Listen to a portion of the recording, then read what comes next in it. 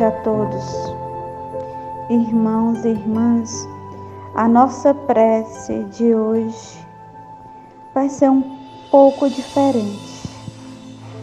Eu estou aqui com o livro Jesus no Lar e nós vamos fazer a prece que Jesus, o próprio Jesus, fez ao Pai, suplicando fervorosamente por todos nós. Na prece, o Divino Mestre fala: Pai, acende a tua luz divina em torno de todos aqueles que te olvidaram a bênção nas sombras da caminhada terrestre. Ampara os que se esqueceram de repartir o pão que lhes sobra na mesa farta. Ajuda aos que não se envergonham de ostentar felicidade ao lado da miséria e do infortúnio. Socorre os que não se lembram de agradecer aos benfeitores. Compadece-te daqueles que dormiram nos pesadelos do vício, transmitindo herança dolorosa aos que iniciam a jornada humana. Levanta os que olvidaram a obrigação de serviço ao próximo. Apieda-te do sábio que ocultou a inteligência entre as quatro paredes do paraíso doméstico. Desperta os que sonham com o domínio do mundo, desconhecendo que a existência na carne é simples minuto entre o berço e o túmulo, à frente da eternidade. Ergue os que caíram vencidos pelo excesso de conforto material. Corrige os que espalham a tristeza e o pessimismo entre os semelhantes. Perdoa aos que recusaram a oportunidade de pacificação e marcham disseminando a revolta e a indisciplina. Intervém a favor de todos os que se acreditam detentores de fantasioso poder e supõem loucamente absolver-te o juízo, condenando os próprios irmãos. Acorda as almas distraídas que envenenam o caminho dos outros com a agressão espiritual dos gestos intempestivos.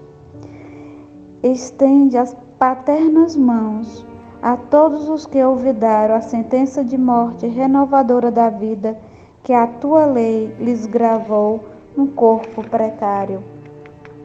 Esclarece os que se perderam nas trevas do ódio e da vingança, da ambição transviada e da impiedade fria, que se acreditam poderosos e livres quando não passam de escravos, dignos de compaixão diante de teus sublimes desígnios. Eles todos, Pai, são delinquentes que escapam aos tribunais da terra, mas estão assinalados por tua justiça soberana e perfeita, por delitos de esquecimento perante o infinito bem. E assim, com a prece do nosso Mestre Jesus ao Pai, em rogativa por todos nós, peçamos também, ó Senhor, com tudo que recebemos de vós, não nos deixa ser ingratos e desperta em nós o bem que jaz no âmago de cada um, para que possamos sermos eternamente gratos por tudo que recebemos, pois tudo é justiça, misericórdia e infinito amor do Pai para cada um de nós. E que a paz de nosso Mestre Jesus nos acorde a cada dia, nos trazendo ao coração gratidão, fé e esperança. A leitura do Evangelho segundo o Espiritismo, no capítulo 5, Bem-aventurados os aflitos, está no item 27, no tópico Dever-se-á por termo as provas do próximo. E esse item ele começa com a pergunta: deve alguém pôr termo às provas do seu próximo quando o possa? Ou deve, para respeitar os desígnios de Deus, deixar que sigam seu curso? Já vos temos dito e repetido muitíssimas vezes que estáis nessa terra de expiação para concluirdes as vossas provas, e que tudo o que vos sucede é consequência das vossas existências anteriores. São os juros da dívida que tendes de pagar. Esse pensamento, porém, provoca em certas pessoas reflexões que devem ser combatidas, devido aos funestos efeitos que poderiam determinar. Pensam alguns que, estando-se na terra para expiar, cumpre que as provas sigam seu curso.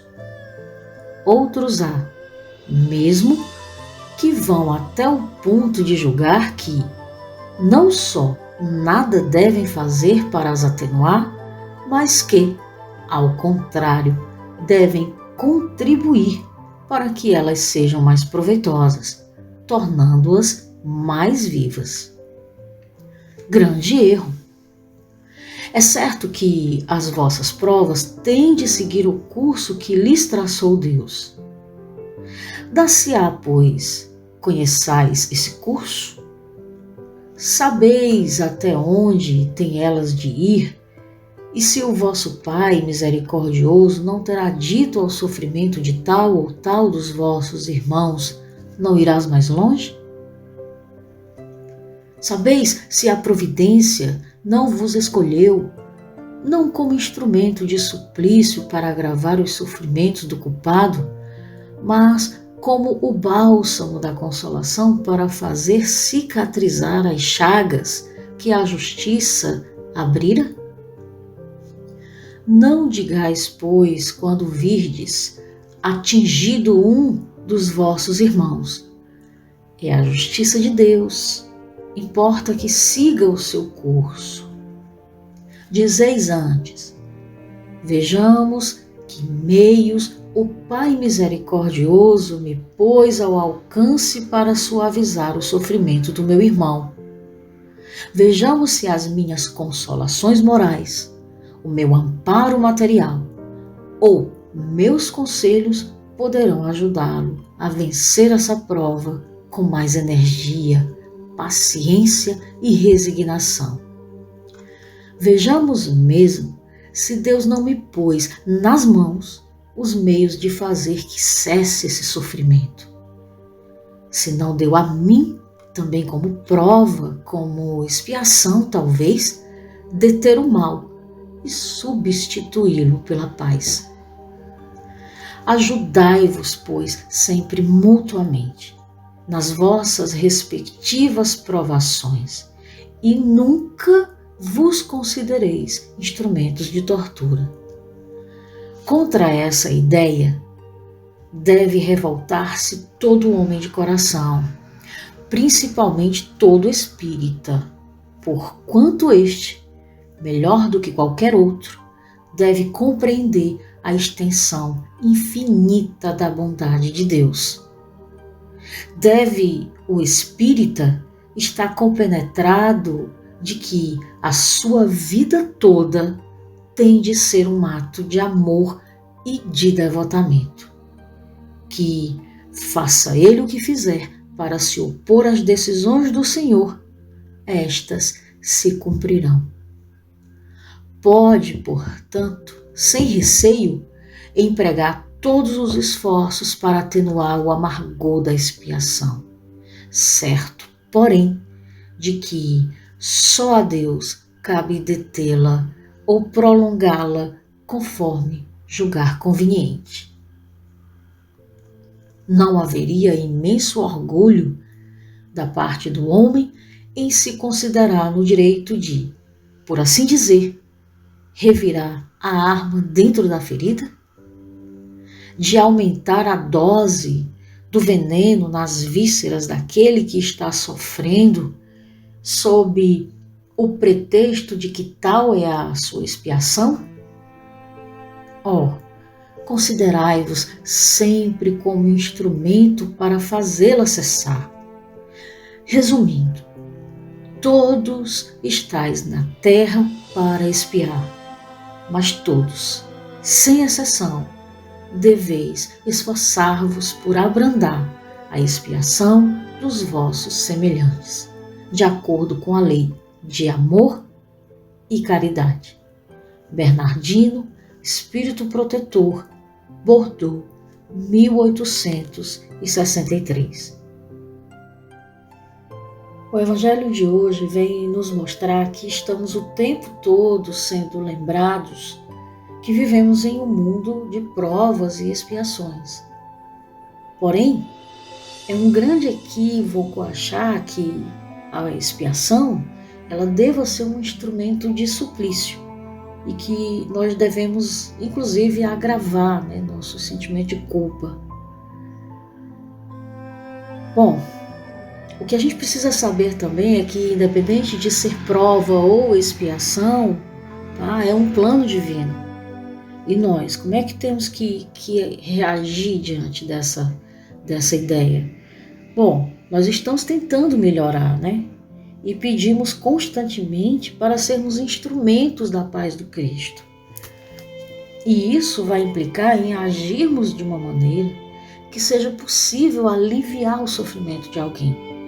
Ou seja, fazer algo para abrandar a situação de sofrimento e contribuir para que esse alguém ele seja uma pessoa mais resignada, tenha mais paciência em relação à situação pela qual ele passa.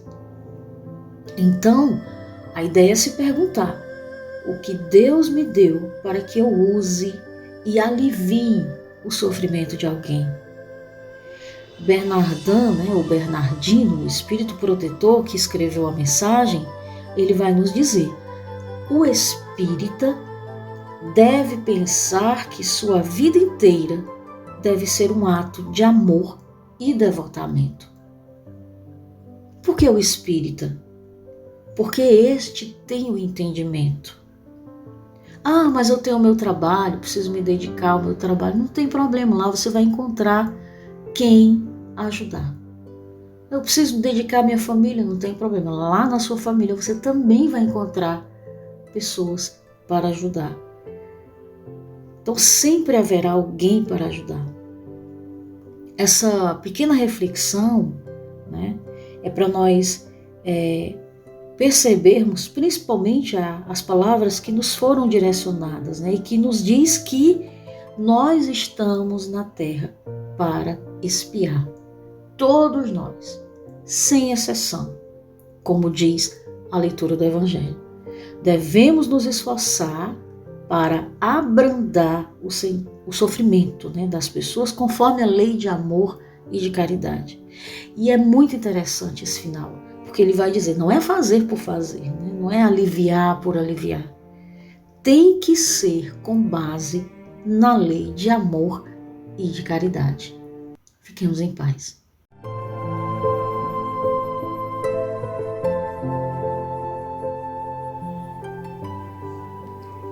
E vamos nos preparando para o encerramento do Evangelho de cada dia.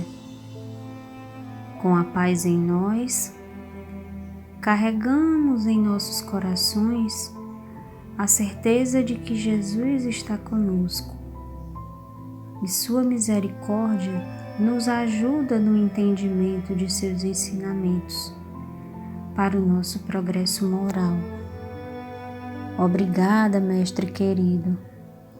E é nesse clima de amor e união que pedimos a Ti a fluidificação das águas de todos os lugares em que haja uma pessoa necessitada de Teu auxílio. E desde já agradecemos. E que assim seja.